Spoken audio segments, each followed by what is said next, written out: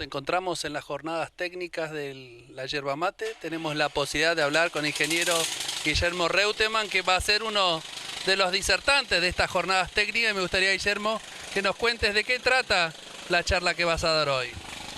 Es el relato de una experiencia que estamos llevando a cabo con un grupo de 3x1 del INIM y Cambio Rural del INTA en la localidad de Yapeyú, cerca de Oberá, en los pagos de ustedes. Y la experiencia en realidad trata de comenzar un yerbal a partir de un manejo ya agroforestal, ¿no?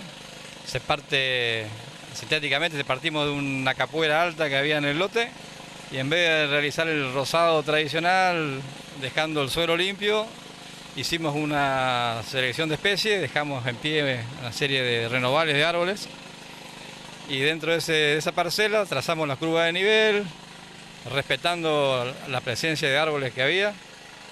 En algunos casos hubo que intervenir más fuertemente en el suelo, pero en general hemos mantenido el nivel de cobertura que tenía de renovales. Se dejó todos los árboles que había prácticamente para hacer una selección con el tiempo. A medida que pase el tiempo y ven cómo evolucionan, vamos a ir seleccionando especies ahí, digamos, ¿no? Se plantó en la densidad que recomienda el programa, que es 3 por 1,5, con fertilización de base, con fertilización de liberación lente, todo el paquete, digamos, que impulsa el programa del 3x1, ¿no? ¿Cuántos años tiene de implantado este nuevo yerbal? Y son dos parcelas, la metodología son media hectárea por año en 2 años, digamos, ¿no? Uno se plantó en el 2013 y la parcela más nueva el 2014. Recién estamos comenzando con... ¿Cuáles son las especies arbóreas que ustedes dejaron, que vinieron renovales naturales y ustedes las dejaron a futuro para ver qué pasa? Y hay una composición, bueno, hay prevalencia de algunas especies, mucho oro blanco, anchico colorado, después hay en menor cantidad otras especies, ¿no? El cedro, cañafístola, camboatá.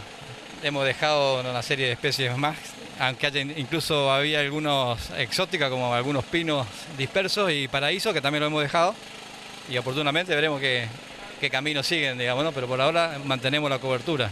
Sí, siempre hay tiempo de apear un árbol y no apear de más y después haberse pasado. ¿Cuál es la limitante más fuerte desde el punto de vista de la formación del productor de incorporar o adquirir estas nuevas tecnologías? Bueno, un poco la idiosincrasia de que el árbol es una molestia casi siempre, ¿no? Entonces, este productor tiene otra visión del árbol y del monte, y tiene mucho conocimiento de especies también, y siempre estuvo interesado en ese tipo de pruebas o de mantener cierto nivel de cobertura en el suelo, ¿no? Con especies del suelo y del yerbal, obviamente con árboles, ¿no? Pero en general uno observa que hay muchos sectores que están trabajando en yerba mate que el árbol está ausente, ¿no? Y es muy importante en el manejo del yerbal la presencia del árbol, eso.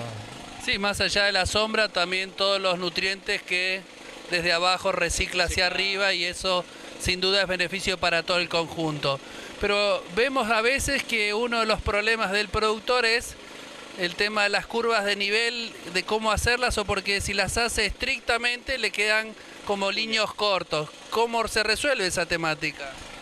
Y en realidad ese es un viejo problema de cuando se hacían estrictamente las curvas de nivel y te quedaban las cuñas donde la maquinaria no podía seguir su rumbo, ese tipo de problemas. Pero hoy en día se trabaja paralelizando, digamos, ¿no? Se trazan líneas madre y de ahí para arriba, para abajo, vas trazando paralelas que no tienen exactamente el nivel, porque el terreno va variando, pero uno busca cortar la pendiente y más o menos obtener la distancia entre plantas, entre líneas. Se resuelve de esa forma, digamos, ¿no? Guillermo, nuestro promedio provincial de producción de yerba mate se habla de 3.500, 4.000 kilos de hoja verde por hectárea por año. Un productor que sigue todas estas recomendaciones de las instituciones, del 3x1 del INIM, ¿qué puede esperar como rendimiento estable a lo largo de su producción? Bueno, son yerbales que todavía... Estamos en poda de formación, algunos son los más antiguos que tienen 4 años, pero en realidad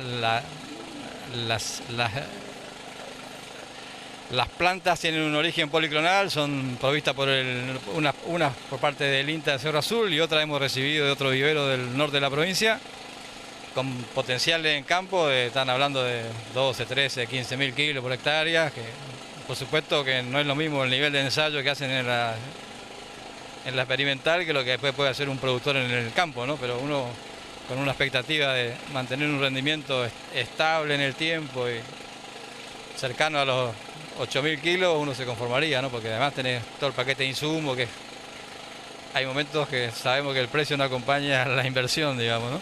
Sí, pero en cultivos de tanta duración, de 80 o 100 años, hay que tener una visión más larga. Un tema que me interesa, Guillermo, es que me comentes, ya que tenés plantaciones con unos años más, es si hubo mucho porcentaje de replante de nuevos plantines que han fracasado a campo. ¿En las plantaciones nuevas o en los de vales viejos?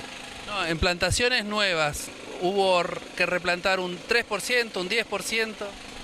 Y hay diferentes, porque no todos han realizado la plantación en el mismo momento, los plantines no fueron parejos muchas veces, así que estamos hablando de niveles de a veces de 8 o 10%, hasta algunos que han llegado a 20 y pico % de falla, ¿no? No, hemos visto en otros 3x1 que se le decía al productor la exigencia de ser necesario de regar en casos extremos de sequía que pongan en riesgo la vida de la planta. ¿Esto sigue así?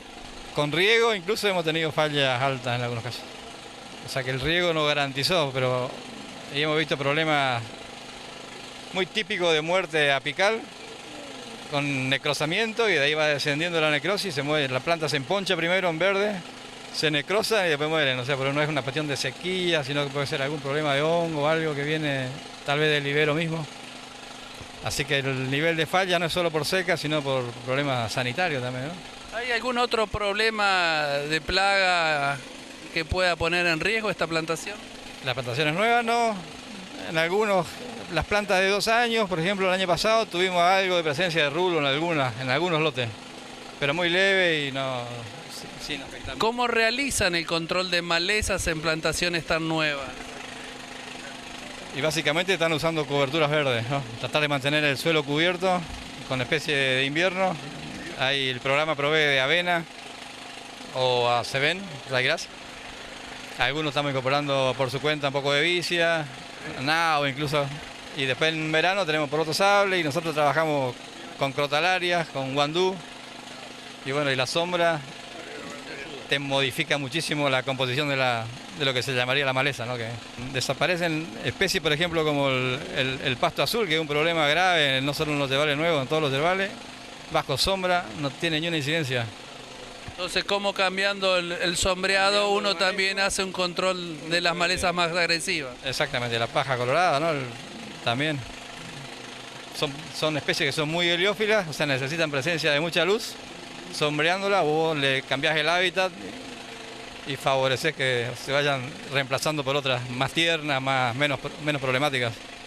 Guillermo, gracias por tu tiempo y bueno, esperemos en el corto plazo poder ir a ver tu trabajo para mostrar en Tecnificando el Agro todos los avances que tiene este cultivo madre en la provincia de Misiones. Como no, ustedes están cerca, así que pueden ir.